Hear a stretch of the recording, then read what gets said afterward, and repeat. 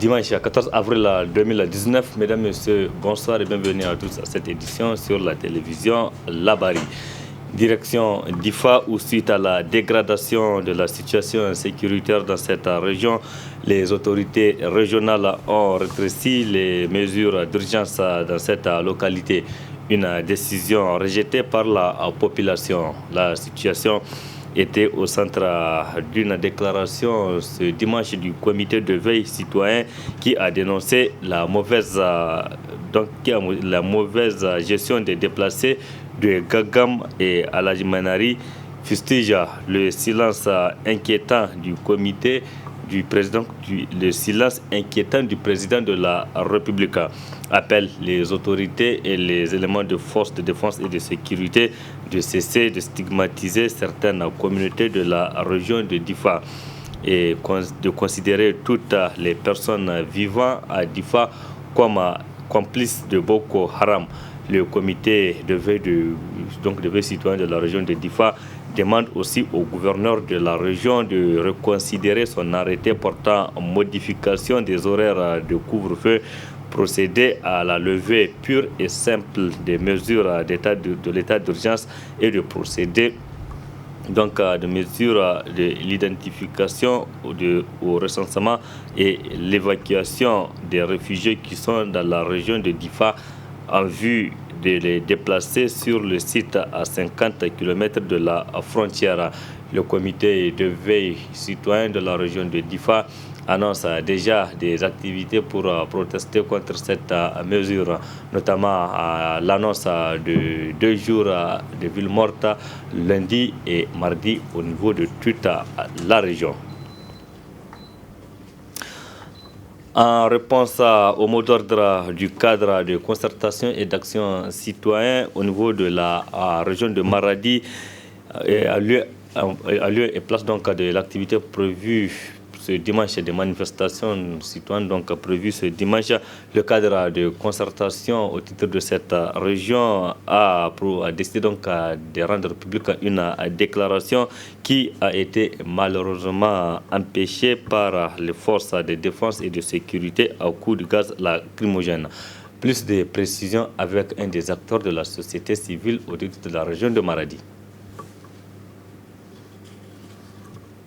Dimanche 14 avril, vous avez prévu une réunion ou un meeting qui a été empêché par le FDS. Vous pouvez nous dire la situation actuelle?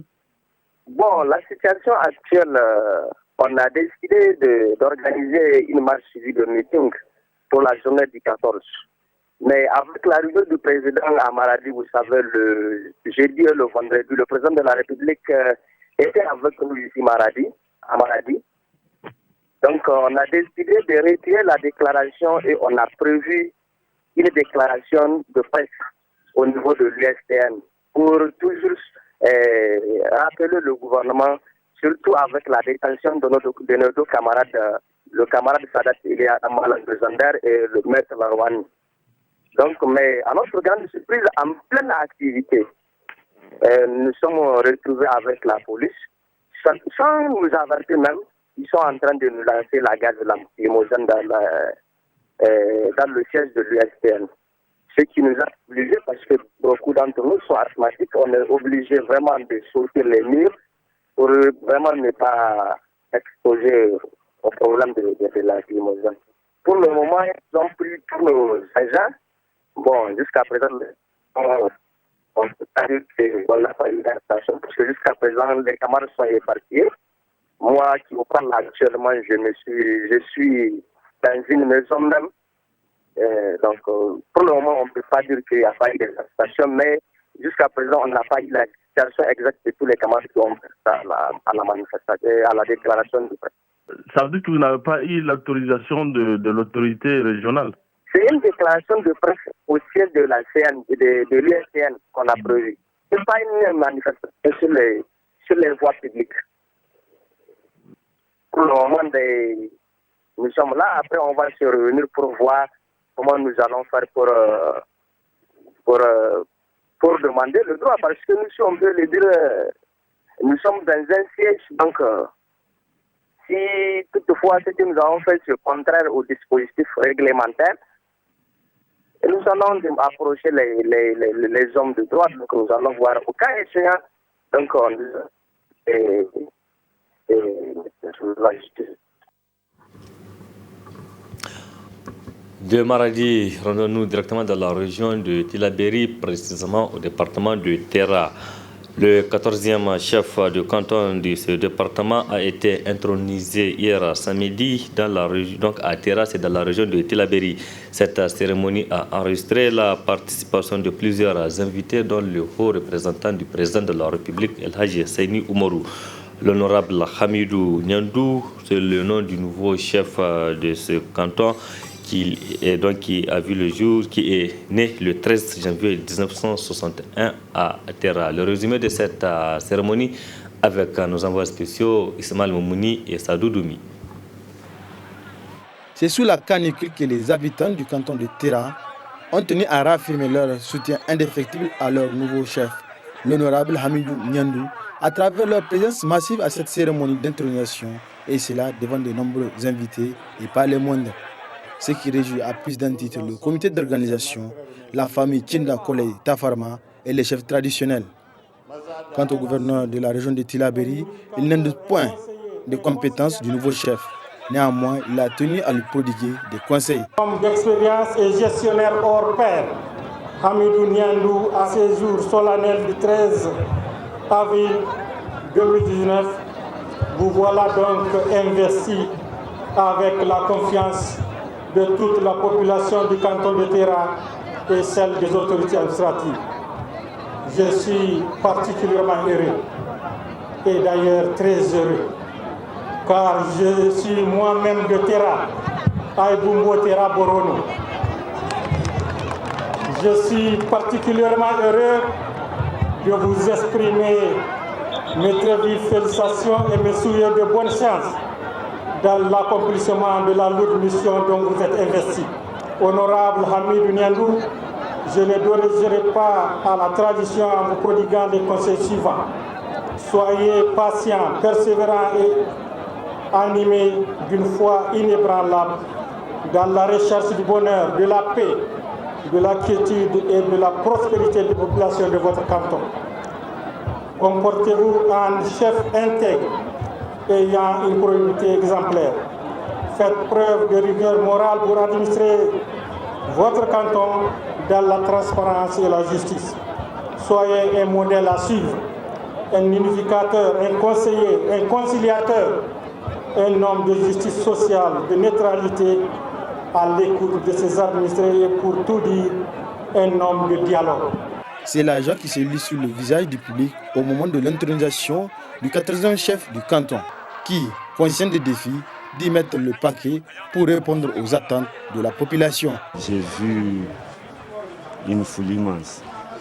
Les gens sont venus de partout, de la France, de la Suisse, du Ghana, en tout cas pour dire tout simplement de toute l'Afrique, jusqu'au Cameroun. Donc je remercie le bon Dieu qui m'a montré ce jour. Nous sommes complémentaires. Ils doivent être à mes côtés, ils doivent me soutenir et je serai de leur côté à tout moment, Inch'Allah, pour rendre la justice, la vraie justice. Je serai impartial, Inch'Allah, je le souhaite de tous mes voeux. Entre les problèmes qui est assez là, les populations de Terra, ce sont l'insécurité, l'analphabétisme. Bien sûr, chez nous encore, c'est le problème d'eau. Mais quand on parle du problème d'eau à Terra, et que cette année, heureusement pour nous, il y a encore l'eau au robinet. Il y a un an en arrière, à partir de janvier, il n'y a plus d'eau. Donc nos remerciements vont sincèrement au président Al-Hajj Mohamed Youssoufou, président de la République, son premier ministre, son Excellence Brigitte Affini. Nous ne sommes pas totalement à l'abri de la soif, mais en tout cas, nous les remercions sincèrement parce que le problème est résolu à au moins à 80-85%. L'intronisation était riche en animation compte tenu du nombre important d'artistes montés sur scène. Ce qui est d'ailleurs normal, car depuis la création de la localité en 1768, un chef n'a jamais été apprécié comme l'honorable Hamidou Niandou qui succède au dauphin Larabou Amadou, décédé en 2016. Rappelons que le département de Terra est situé à 176 km de Niamey, la capitale. En lieu et place de l'invité de tout le dimanche, nous vous proposons de suivre aujourd'hui le journaliste et l'analyste nigérien Siddiq Ali sur la démission du président soudanais Omar El-Béchir. Je vous propose de suivre un extrait. La situation au Soudan ressemble à tout point de vue à celle de certains pays qui ont vécu bien avant cette forme de révolution qu'on appelle la révolution du pain. Et là, je rappelle à juste titre la situation en Tunisie, et celle qui s'est passée aussi en Égypte à un moment donné. Et dans les deux cas, ces révolutions ont entraîné la chute des régimes. Et il s'est trouvé que ces deux pays présentaient les mêmes caractéristiques du point de vue institutionnel et du point de vue politique que le Soudan, parce que c'était vraiment des régimes dictatoriaux, des régimes vraiment des dictatures fossiles qui ont vécu presque 3 décennies. Donc en Tunisie, Ben Ali est tombé suite à cette révolution que les Occidentaux ont appelé le printemps arabe. Mais en réalité, derrière tout ce qu'on appelle printemps arabe et autres là, il y a toujours une grogne sociale, une colère sociale qui explose et qui vraiment emporte dans son sillage vraiment les régimes qui sont en place. Donc même pour le cas du Soudan, c'était le 19 décembre passé que le régime de Ben Ali, dans son euphorie, a cru avoir pris un certain nombre de mesures, dont la mesure fatale qui consistait à tripler le prix du pain. Et c'est à partir de là, vraiment, en tout cas, que la grogne sociale est née. Donc, rendez-vous à la fin de ce journal pour suivre l'intégralité de cet entretien que nous a accordé Siddiq Ali sur la situation au Soudan. Un mot du sport dans ce journal, et c'est pour parler du coup d'envoi de la 6e édition du tournoi intermédiaire qui a été donné cet après-midi, même au niveau du terrain annexe du stade général Séné-Kountié. Et un match d'ouverture, c'est un choc entre l'équipe de la radio et télévision Amfani et celle de Dounia. Une partie qui a vu le sacre de Dounia à 1-0 face donc à l'équipe de Amfani. Le résumé avec Abdel Nasser Lantofo et Halidou Bourema. À lever du rideau de cette 6e édition du tournoi intermédiaire, le groupe de presse Dounia et le groupe de presse Amfani, en 2 fois 25 minutes, qui a vu la victoire de Dounia par 1-0. Notez qu'auparavant de ce match d'ouverture, le président du comité d'organisation a tenu à rappeler au public l'objectif de ce tournoi. L'objectif de ce tournoi qui n'est autre que le renforcement de la confraternité entre les professionnels de la presse au Niger. Je le disais tantôt, au risque de me répéter, que c'est la seule activité e-sportive autour de laquelle les journalistes se retrouvent pour fraterniser au-delà de la journée nationale de la liberté de la presse et celle internationale. Donc vous voyez à quel point c'est important d'accompagner ce tournoi. Comme innovation, pour cette année, nous avons décidé, pour cette 6e édition, au moins de mettre une croix sur les frais de participation des télévisions. Il vous souviendra que pour toutes les éditions, les télévisions ont eu à contribuer symboliquement pour participer. Alors, à partir de cette année, nous avons décidé que cette participation soit gratuite, une façon encore pour consolider l'objectif de ce tournoi qui est le renforcement de la confraternité. Convaincus de l'importance de ce tournoi, plusieurs structures ont tenu à soutenir et encourager cette rencontre des hommes des médias. Je vais intervenir pour encourager Issoufou Hamadou, promoteur de cette initiative, le tournoi intermédiaire qu'il a initié il y a 6 ans. Et il a profité de l'occasion pour mettre à profit toute la famille du sport, des médias des sports surtout, des médias notamment les journalistes sportifs et ceux-là même qui font les autres activités en dehors du sport, En tout cas, il a fait en sorte que la famille de la presse se retrouve autour du ballon rond pour fraterniser, pour solidariser, pour jouer au football, ne serait-ce qu'une semaine. C'est un événement très important. On peut aussi dire un événement vraiment louable, parce que c'est un événement qui essaie d'encourager la fraternité entre des membres de la presse qui sont dans différentes entités. Donc vraiment, c'est un événement qui est vraiment louable. Donc Saham Assurance est toujours partenaire et sera toujours partenaire de cet événement. Nous réitérons cette volonté de rassembler la famille de la presse une fois par an, c'est déjà bien, mais plusieurs fois par an, pourquoi pas. Donc nous sommes ouverts à toute initiative visant à multiplier ce genre d'activités intermédiaires. Donc c'est le sport. Je veux souhaiter bonne chance aux meilleurs, mais comme Damana l'a dit, ça sera toujours la victoire de la presse. Donc vive la presse, vive les médias, vive les champions que nous sommes tous. Le deuxième match de cette première journée affiche Labari et Saronia qui a vu la victoire du groupe de presse Labari par forfait. Comme annoncé, place à présent à l'invité de ce jour, dimanche, qui est consacré à l'entretien que nous a accordé le journaliste et l'analyste politique Sidika Ali sur la démission du président soudanais Omar El-Béchir. Très bonne réception. La situation au Soudan ressemble à tout point de vue à celle de certains pays qui ont vécu bien avant cette forme de révolution, qu'on appelle la révolution du pain. Et là, je rappelle à juste titre la situation en Tunisie, et celle qui s'est passée aussi en Égypte à un moment donné.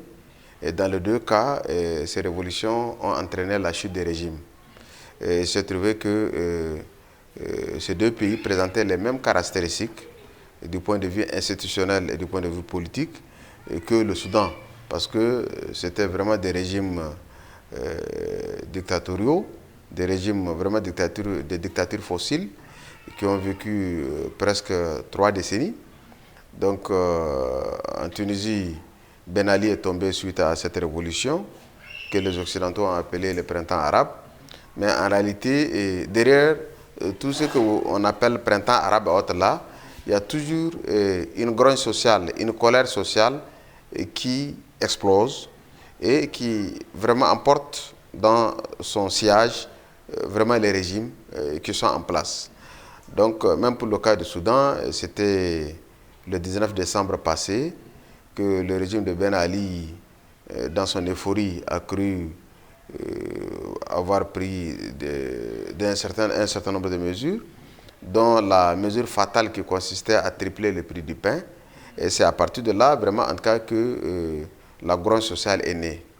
Et malheureusement pour eux, ceux qui n'ont pas vu venir leur chute, et ils ont tenu, et de façon vraiment, en tout cas, très déterminée. Ils ont même fait un couvre-feu en février, si vous vous rappelez bien. Et dans le couvre-feu, ils ont limité tout ce qui est manifestation et liberté citoyenne. Et malheureusement, aujourd'hui, nous sommes dans une période où vraiment tout cela est une réalité et voilà, le régime est tombé. Donc, d'un autre côté, ce qu'il faut retenir, c'est qu'il y a 2 aspects importants qui méritent d'être vraiment, en tout cas, retenus et même capitalisés. Les Africains, depuis un certain moment, ont montré leur aptitude à se débarrasser très facilement de certains régimes antisociaux, de certains régimes dictatoriaux. Certains dirigeants qui étaient très bien conseillés ont vu venir d'avance, ou du moins ont ressenti les secousses et ont pris des dispositions à temps pour ne pas faire les frais. C'est ce qui s'est passé par exemple au Congo, en RDC. Vous avez remarqué qu'Kabila a organisé vraiment des élections, vraiment en tout cas à la suite desquelles vraiment en tout cas il a pu imposer sa marque. Et de l'autre côté, les régimes qui n'ont pas pu venir cela ont tenu bon jusqu'à leur chute. C'est ça malheureusement. Mais ce qu'il faut retenir dans cette chose, c'est que les Africains sont capables aujourd'hui de dire non au régime. À tout régime qui refuse d'aller dans le sens d'assouvir le bonheur de son peuple, les Africains sont désormais capables, vraiment en tout cas, de descendre dans la rue et de balayer ces régimes. Mais malheureusement, vous savez, en politique, il y a toujours vraiment une sorte de myopie, une sorte de tradition politique qui fait que, une fois qu'un régime s'est fossilisé et s'est bien installé, il croit être vraiment invulnérable. Ils croient être vraiment indéboulonnables. Et le plus souvent, quand le malheur arrive, c'est que c'est trop tard. Vous comprenez? Maintenant, de l'autre côté, le deuxième aspect, c'est qu'à travers la situation qui se passe actuellement au Soudan, nous avons pu retenir une sorte, vraiment en tout cas, de manœuvre qui tend à faire échec à la mainmise ou à la récupération même de cette révolution par l'Occident. Vous êtes au courant que depuis un certain moment, les États-Unis, la Grande-Bretagne, qui sont des pays anglo-saxons, qui étaient vraiment en tout cas des anciennes colonies, la Grande-Bretagne a colonisé le Soudan. Donc ces pays veulent récupérer la situation vraiment en tout cas qui se passe actuellement. Mais malheureusement, pour eux, les Soudanais, surtout l'armée soudanaise, a compris très tôt que si jamais elle cède à ce genre vraiment en tout cas de pression, c'est que c'est toute la structure, la nomenclature administrative, politique et militaire du Soudan qui va être vraiment mise en cause, et cela va faire le bonheur de l'Occident. Ça fait 30 ans que les États-Unis voulaient vraiment en tout cas récupérer le Soudan. Et ça fait 30 ans que les Anglais cherchaient à déstabiliser le Soudan. Et quand le Soudan avait tenu bon, la seule trouvaille qui leur paraît vraiment quelque chose assez idoine qu'ils ont trouvé, c'est de faire la partition du Soudan en deux pays, le Soudan du Sud et le Soudan du Nord. Malheureusement pour eux, c'était vraiment en tout cas un très mauvais choix, une très mauvaise option. Voyez-vous, ils auraient tout simplement travaillé à faire tomber ce régime à long terme et faire en sorte que dans l'unité du Soudan, qu'ils puissent vraiment en tout cas installer la démocratie selon leur schéma à eux. Mais malheureusement aujourd'hui, le Soudan a été divisé, mais le régime de El-Béchir aussi est tombé et l'armée soudanaise, qui est une armée quand même qui a géré le pays pendant 3 décennies, et bien avant d'ailleurs. Vous savez, El-Béchir a duré 3 décennies, mais bien avant, il y avait Jafar Numeri qui a aussi géré le pays. Voyez-vous? Donc dans les années 80, c'était lui, c'était un homme fort. Après, il y a eu vraiment, en tout cas, l'arrivée d'un régime civil, d'un premier ministre. Et maintenant, le régime d'El-Béchir est venu balayer le régime civil. Donc c'est pour vous dire qu'aujourd'hui, il y a une sorte de manœuvre qui consiste à refuser cette mainmise de l'Occident sur le géopolitique. Ça, tout le monde a retenu. Et d'ailleurs, El-Béchir, ce n'était pas un coup d'État. Il a démissionné lui-même. Quand il a senti que la situation lui échappe, elle est incontrôlable, parce que ça fait quand même environ 10 jours que la population est devant le quartier général vraiment, en tout cas, de l'armée, et la résidence même officielle du président El-Béchir est dans ce camp. Donc, ils ont vraiment, en tout cas, compris que la situation est tenable, et maintenant, El-Béchir a décidé de lâcher prise, et en lâchant prise, il a investi le ministre de la Défense. Donc, le ministre de la Défense aussi étant au pouvoir, l'Occident a aussitôt rejeté l'option en voulant manipuler les foules. Voyez-vous, ils ont dit non, non, non, votre révolution a été récupérée, dans tous les cas c'est un leurre, parce que El-Béchir est parti, mais vraiment quelqu'un qui lui ressemble, de tout point de vue, sur le plan idéologique, sur le plan vraiment, en tout cas même, c'est-à-dire professionnel, c'est quelqu'un, c'était une marionnette d'El-Béchir, voilà. Donc, c'est ce qu'ils ont dit, et celui, vraiment, votre révolution, c'est comme si c'est vraiment, en tout cas, un pis-aller, c'est un non-lieu. Et ils ont vraiment encouragé la foule à aller encore de l'avant. Et hier, le ministre de la Défense s'est retiré et il a laissé vraiment, en tout cas, un autre officier téméraire, quelqu'un quand même qui n'était pas trop connu sur la scène militaire et la scène politique du Soudan, qui a pris le pouvoir.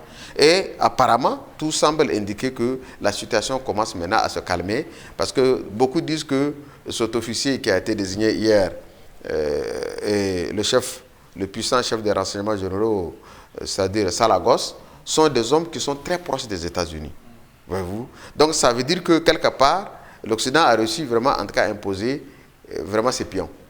Mais, comme disent les Anglais, on va voir avec l'évolution de la situation, parce que le Soudan, quand même, ce n'est pas un petit pays, il faut le dire. Et les Soudanais sont conscients aussi de 40 millions d'habitants, d'abord et c'est un pays qui est aujourd'hui en cheval entre la civilisation du Nord, la civilisation arabo-berbère du Nord, et la civilisation vraiment, en tout cas, négro-africaine du Sud. Et ce pays a toujours vraiment servi de modèle quand il s'agit vraiment, en tout cas, de défendre sa position stratégique et même vraiment, en tout cas, l'intégrité vraiment de son pays. Donc, qu'est-ce qui va être le futur pour le Soudan? Il y aura un régime de transition, c'est sûr. En général, c'est comme ça. Un régime transitoire sera mis en place. Ça va faire 1 an, 2 ans, on ne sait pas. Sinon, la fois dernière, le ministre de la Défense qui avait pris le pouvoir dans un premier temps avait annoncé une transition de 2 ans. Maintenant, cette fois-ci, on attend de voir l'homme fort qui vient de pouvoir prendre le pouvoir, quelle durée il va fixer pour la transition. Mais ce qui est sûr et certain, c'est que les Soudanais, je veux dire les citoyens vraiment de ce pays, ne sont plus les mêmes citoyens d'avant. Désormais, ça veut dire qu'ils ont vraiment en tout cas la main. Ils peuvent imposer leur volonté à n'importe quel régime. S'ils constatent que le régime actuel perdure, essaie vraiment en tout cas de s'affranchir de leur pression, de leur tutelle, c'est qu'ils sûr, ils vont encore redescendre dans la rue. Parce qu'ils ont déjà goûté à une révolution. La démocratie, il faut d'abord la croire. La démocratie, on ne fait pas semblant en matière de démocratie. Tout leader politique, tout régime qui fait semblant de faire la démocratie, c'est-à-dire ce qu'on appelle une démocratie de façade, il finira par payer. La démocratie, il faut la croire. C'est-à-dire qu'il faut savoir concéder la liberté de l'autre et il faut savoir vraiment, en tout cas, l'appliquer aussi dans la réalité. Malheureusement, aujourd'hui, dans beaucoup de cas, des pays démocratiques aujourd'hui, qui sont même d'ailleurs des pays où les chefs d'État sont venus par des élections, les régimes sont venus suite à des élections, il y a plus d'abus, il y a plus de dérives que même dans certaines dictatures. Vous avez dû remarquer cela. Et malheureusement, cela découle de la forme du régime qu'on a mis en place, parce que le plus souvent, c'est des hommes qui sont vraiment en tout cas venus au pouvoir grâce à un soutien extérieur, pas par la volonté de leur peuple. Et ces gens-là n'obéissent qu'au déshydratat de celui qui les a appuyés pour les amener au pouvoir. Donc pour eux, le peuple ne représente pas grand-chose. Maintenant, ce qui est sûr, c'est que ou le régime actuel va aller vers une démocratie intégrale, ou alors carrément le Soudan risque vraiment en tout cas d'être un pays vraiment ingérable. Ça c'est clair. Le régime de Jaafar Nimeri, c'était un régime révolutionnaire. C'était un révolutionnaire pur et dur. Il s'inspirait de l'exemple d'ailleurs de Nasser. Et quand les Américains et les Anglais se sont rendus compte que ce régime est en train vraiment en tout cas de s'endurcir et de s'enraciner vraiment de façon profonde, vraiment en tout cas dans la société, la révolution, je veux dire, de Jaafar, et ils ont tout fait pour mettre ensemble les militaires et les islamistes de Sadek al-Mahdi. Vous avez remarqué que El-Béchir, quand il était venu au pouvoir, c'est grâce au soutien des islamistes. Voyez-vous? Et chaque fois que l'Occident juge utile de mettre en contribution les islamistes, ceux que nous appelons aujourd'hui les terroristes, Al-Qaïda, Akimio, tout ça là, ils n'hésitent pas à les faire. Mais le plus souvent, dès que cet agenda est respecté et c'est rempli, ils cherchent maintenant à défaire cela et repenser une nouvelle forme de régime. Mais malheureusement, avec ces genres vraiment, en tout cas, de fanatiques, ce n'est pas toujours facile. Al-Qaïda aujourd'hui, c'est la création de qui? Ce n'est pas en Afrique que c'est né, ce n'est pas dans les régimes arabes que c'est né. C'est une création pure et dure des régimes occidentaux. Voyez-vous, quand Al-Qaïda était nécessaire pour l'utiliser en Afghanistan contre l'influence russe, ils l'ont créé. Osama bin Laden était un agent vraiment, en tout cas, très actif, voyez-vous, qui était au service de la CIA. Mais par la suite, il a échappé à leur contrôle. Il est devenu un monstre. Vous comprenez? Aujourd'hui, on parle d'Al-Nusra en Syrie, on parle d'Al-Qaïda et ceci, cela, et venons au Sahel ici. Tout ça, là, ce n'est pas né de façon fortuite. Ce n'est pas né comme ça. Voyez-vous, ça répond à une certaine, vraiment, en tout cas, réalité géopolitique qui est là. Et cette réalité géopolitique-là, qui aujourd'hui arrive à la manœuvrer, qui arrive vraiment à la gérer, c'est l'Occident. Ce n'est pas l'Afrique. Nous, le plus souvent, nous sommes victimes. Vous comprenez? Il n'y a pas un régime en Afrique qui est tombé suite à une révolution ou bien suite à une rébellion, une insurrection quelconque, sans que l'Occident n'ait sa main. Voilà malheureusement ce qui est réel aujourd'hui en Afrique. Maintenant, selon que ce soit du côté européen ou du côté anglo-saxon, dans tous les cas, les intérêts, vraiment, en tout cas, sont vraiment spécifiques et sont connus. Aujourd'hui, le problème du Soudan, c'est le pétrole. Tout le monde le connaît. Et le pétrole, aujourd'hui, c'est le nerf de la guerre. Tout le monde le sait.